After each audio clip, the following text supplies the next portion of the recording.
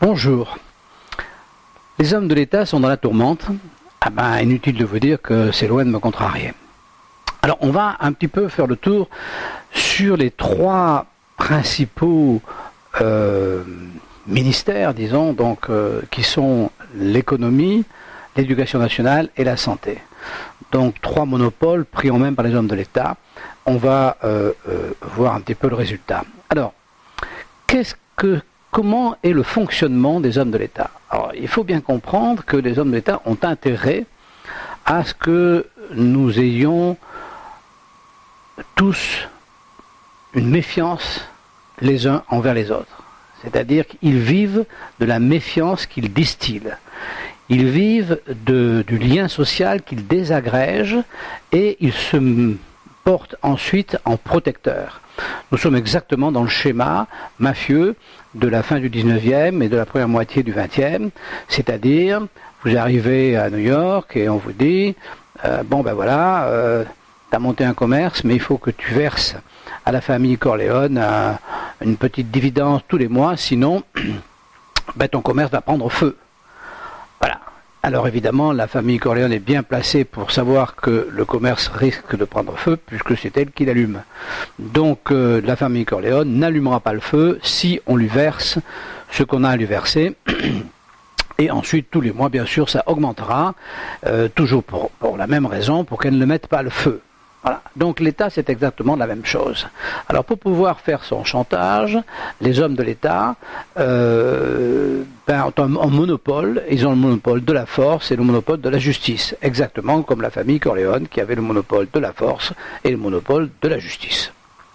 Une justice expéditive pour la famille Corleone, pratiquement tout aussi expéditive, en tout cas au niveau fiscal, pour les hommes de l'État. Alors, qu'est-ce qui se passe?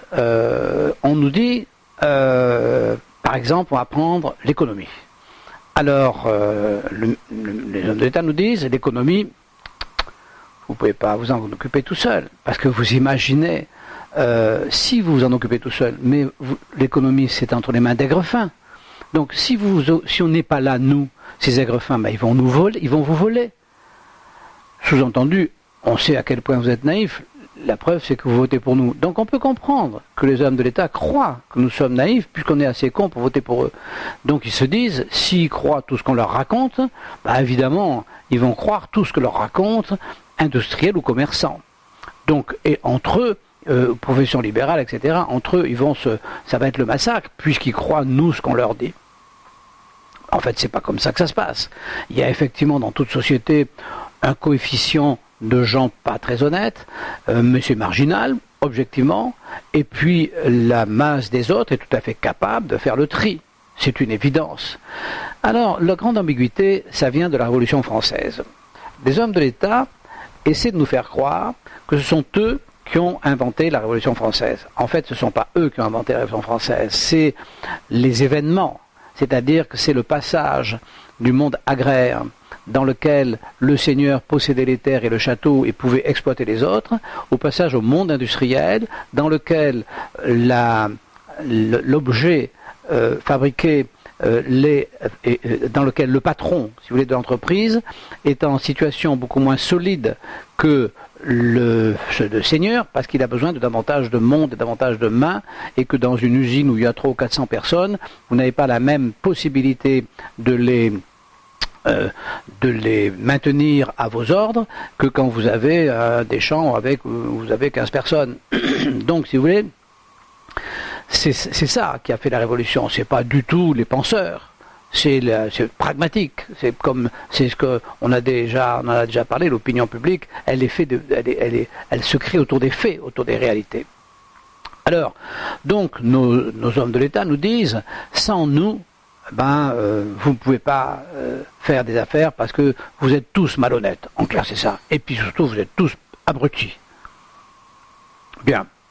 Donc, ils prennent le monopole. Donc, évidemment, ils demandent, alors ils disent, sans nous, ça ne marchera pas. Donc, vous nous devez une redevance. Et donc, cette redevance, nous, on va en faire ce qu'on a à en faire. En réalité, cette redevance, ils la prennent. Et avec, comme nous sommes en démocratie, ils s'achètent des voix.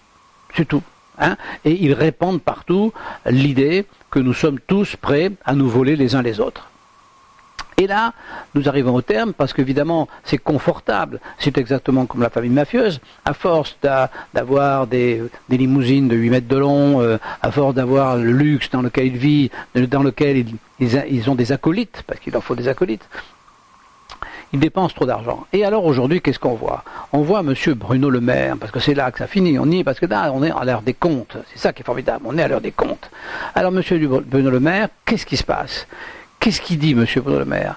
Eh bien, M. Bruno Le Maire, il est dans la position, vous savez, de ce clochard que vous rencontrez, qui vous dit, vous le croisez, il vous dit, t'as pas une clope? Vous dites, ben non, excuse-moi mec, je fume pas. Ouais, salaud, fumier. Et là, il prend à témoin tous les autres qui sont autour de lui. Regardez, ce salaud, avec son costard et son machin, il peut même pas donner une clope. Fumier, salaud. C'est ça, donc, qu'il fait Bruno Le Maire. Il va à la réunion de l'Europe et il dit, bon, donnez-nous votre pognon parce qu'on n'en a plus et puis on a des gens malades. Et les autres disent, bah non, quand même, bah non, écoutez, excusez-nous, mais nous aussi on a des gens malades et on en a besoin de notre pognon, donc. Ouais, salaud, fumier, donc il n'y aura plus d'Europe, c'est à cause de vous, l'Europe est finie, l'euro est cuit, tout est fini, vous devez nous donner ce que vous avez. C'est ça, c'est la position du clochard et de la cigarette. C'est ça, Bruno Le Maire. L'élite de notre pays, Bruno Le Maire. C'est-à-dire quand même un énarque qui a fait un normal sup, je ne sais pas trop quoi, enfin, une tronche. Ben voilà, il en est rendu. La tronche, il va faire la manche. Il va faire la manche. Et puis il se fait jeter. Et puis il gueule. Incroyable. Incroyable. Donc si vous voulez, c'est voilà où en sont les hommes de l'État. Alors, on peut prendre l'exemple de l'éducation nationale. Alors, l'éducation nationale, on a dit, non, attendez, vous n'êtes pas capable d'élever vos enfants. Et puis, si c'est vous qui les élevez, vous allez les favoriser. Et puis, in fine, peut-être que vos enfants, ils auront des situations qu'ils ne méritent pas et que vous leur aurez donné. En fait, non, mais nous, vous allez voir. Nous, avec nous, ça va être extraordinaire. Vous allez voir, les enfants vont être tous très bien élevés, on s'en occupe, partez donc travailler. Vous n'avez pas besoin de maison, vous n'avez pas besoin de foyer, vous occupez pas, on s'occupe de vos enfants. On s'en occupe. Bon. Résultat, effectivement, ils s'occupent de nos enfants. Ils s'occupent de nos enfants avec un monstre qui s'appelle l'éducation nationale.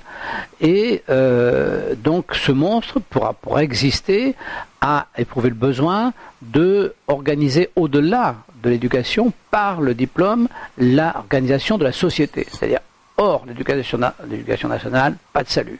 Moi, personnellement, par exemple, je suis architecte, mais je n'ai pas le diplôme d'architecte. Je suis architecte parce qu'à l'époque, quand j'étais jeune, il n'y avait pas besoin de diplôme.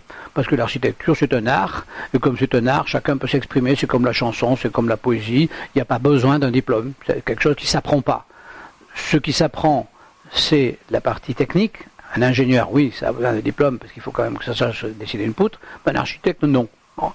Mais j'ai passé ma vie à faire mon métier qui m'a beaucoup plu, mais avec une espèce de sourire narquois de ceux qui avaient soi-disant le diplôme, dont une grande partie, excusez-moi, n'était pas très compétent. Mais bon, parce que c'est un métier compliqué. Donc c'était une éducation nationale. On a un monsieur qui s'appelle Jean-Marie Blanquet, et monsieur Jean-Marie Blanquet, dans la crise que nous traversons, qu'est-ce qu'il dit quand on l'interroge? Qu'est-ce qu'il répond?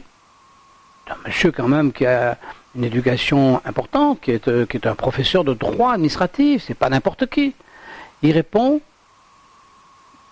quand on lui dit qu'est-ce qui va se passer, il répond tout peut arriver. Tout peut arriver. C'est ça qu'il répond. Tout peut arriver. Vous voyez? Alors là, franchement, vous et moi, on est capable de répondre ça. Hein, on est dans la mouisse et puis on nous dit qu'est-ce qui va se passer, on répond tout peut arriver. Oui, effectivement, tout peut arriver. Et puis le mec il est payé pour répondre ça et il considère qu'il est un homme de l'État et que donc quand même il a je sais pas combien de centaines de milliers de salariés, il a des centaines il a des millions d'écoliers, je connais pas les chiffres, je m'en fous, et il répond tout peut arriver. Et c'est l'homme de l'État, c'est l'homme de la situation. Alors, il ne nous reste plus que celui de la santé. Alors l'homme de la santé, là, lui il est très très bien, lui c'est un médecin quand même, c'est un médecin. Véron. C'est un médecin. Alors lui, il est médecin, mais il ne parle pas des malades.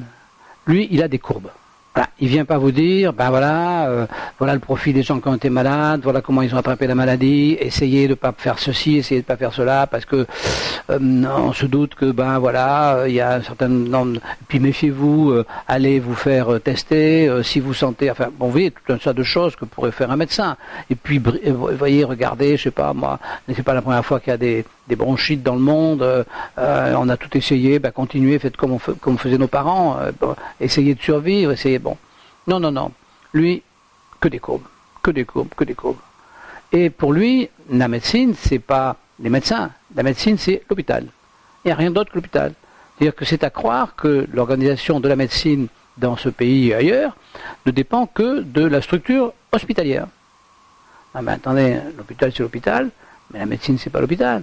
La médecine, c'est des généralistes, la médecine, c'est des cliniques, la médecine, c'est des infirmières, la médecine, c'est tout un tas de gens qui sont proches de la population et qui sont, mais ces gens, si vous voulez, pour Monsieur Véran, pour les hommes de l'État, ça n'existe pas. Pour les hommes de l'État, c'est pas cette médecine qui existe. Pour les hommes de l'État, c'est eux qui financent exclusivement tout ce qui se passe et dont l'enseigne et l'hôpital. Et tout le reste, des esclaves. Et ça marche pas. Ça marche pas parce que, pareil, ça coûte une fortune, ça crée une surconsommation, et ça marche pas. Tout ça au motif que, si eux ne s'en occupaient pas, ça serait la catastrophe. Parce que les médecins ne soigneraient évidemment que les gens qui les paient, parce que tout le monde sait que les médecins sont tous vénaux, les médecins sont tous des crapules. Et ils n'ont qu'un seul objectif, c'est gagner du pognon. C'est ça qu'essaie de nous faire croire Monsieur Véran. C'est ça qu'essaie de nous faire croire les hommes d'État, que les médecins sont tous des crapules, uniquement motivés, qui font 15 ans d'études uniquement pour gagner du fric. Donc à partir de là, heureusement qu'il y a eux qui nous prennent le fric pour payer les médecins. Moralité, entre le fric qu'on nous prend et ceux que reçoivent le médecin, il y a une espèce de gouffre. Alors ça, on ne sait pas où ça va. Mais si, on sait où ça va. Ça va vers des gens qu'on achète, parce qu'on est en démocratie, pour pouvoir devenir un homme de l'État.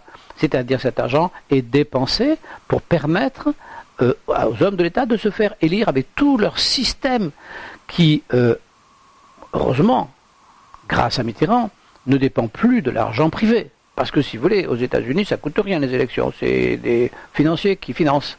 Nous, c'est notre impôt qui finance les élections. Tout le système des partis, tout ce système qui coûte une fortune, c'est nous qui payons. Mais c'est pour eux, c'est pas pour nous. Nous, ça nous sert à rien tout ça. Donc, si vous voulez, je ne pense pas qu'il y ait lieu d'être poujadiste et de prétendre que nous sommes, qu'il y aurait une partie de gens laborieux, beaucoup plus méritants que d'autres qui seraient... Non, c'est pas ça. Le problème, c'est pas les êtres humains, le problème, c'est la structure. On est tous dépendants de la structure dans laquelle on est. Donc, si nous nous mettons une structure qui est en dysfonctionnement, nous obtenons un dysfonctionnement, quelle que soit la population qui est touchée, parce que cette population, elle va avoir en son sein automatiquement des gens de qualité, des escrocs, des gentils. Mais globalement, la masse des êtres humains, elle n'est pas de mauvaise qualité. Il y a des exceptions, mais ce n'est pas aussi énorme qu'on veut bien nous faire croire. Donc, si vous voulez, ces hommes de l'État sont des menteurs. C'est ça la conclusion. Quand on voit les trois, celui qui la joue clodo pour piquer le pognon aux Allemands, parce qu'en fait c'est ça, et aux Pays-Bas, l'autre qui nous dit que tout est possible, puis le troisième qui a oublié d'être médecin, qui est devenu fabricant de camembert, enfin de camembert, je veux dire, pas de fromage, de camembert informatique, et de courbe. Bon, ces trois-là montrent aujourd'hui, dans la difficulté dans laquelle nous sommes, un, qui ne servent à rien, et deux, qui sont complètement incompétents. Et qu'ils n'hésitent pas à mentir et à nous prendre vraiment pour des benets. Alors le grand nouveau, aujourd'hui, c'est quoi? C'est ça la grande nouveauté. Exactement comme l'industrialisation a changé profondément le monde agricole, aujourd'hui, Internet change tout. C'est-à-dire aujourd'hui, on parle, je vous parle. Bon, je vous parle, vous pouvez me trouver très prétentieux, mais non, mais j'ai envie de vous parler parce que vous et moi, c'est pareil. Alors je vous parle, et des gens comme moi qui parlent, on est des centaines, des milliers, des centaines de milliers, alors avec pas beaucoup de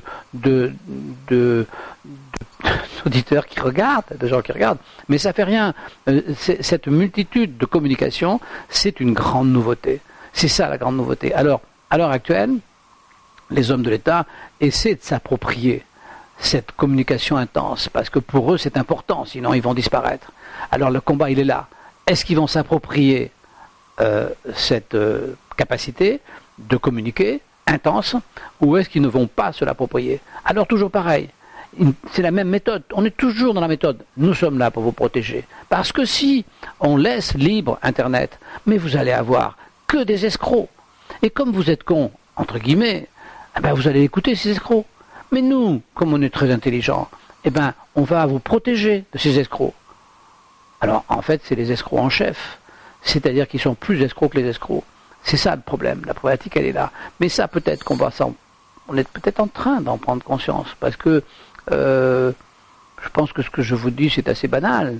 Et puis parce qu'on échange là, je vous fais pas c'est pas un cours magistral, hein. Moi je suis pas professeur de rien du tout bien sûr. Hein. Donc on est en train d'échanger. Et je pense que ceux qui regardent, ceux qui pensent comme moi, et puis voilà, puis on est déjà un certain nombre, et donc je ne pense pas qu'ils vont arriver de la même manière que la révolution était inexorable, de la même manière, je pense, la révolution actuelle, la révolution de la pensée, la capacité de se connaître mieux les uns les autres et de savoir qu'effectivement, c'est vrai, sur Internet, moi j'achète beaucoup de choses sur Internet, hein, je suppose que vous c'est pareil, alors j'entends dire qu'effectivement il y a des vols, oui c'est vrai sans doute, moi pour l'instant j'ai jamais été volé, tout ce que j'ai acheté je l'ai reçu, bon alors si une fois mon épouse a acheté un truc qui est revenu de Chine, qui était pas là, ce qu'elle avait commandé, elle avait commandé des chaussures, je crois qu'elle avait un petit jouet, enfin bon, mais bon si on est un petit peu attentif, c'est marginal. Donc, la grande leçon d'aujourd'hui, c'est que on a là sous les yeux nos hommes de l'État tels qu'ils sont dans leur réalité. C'est pas très beau à voir. Voilà. Eh bien, à bientôt. Bonne journée. Au revoir.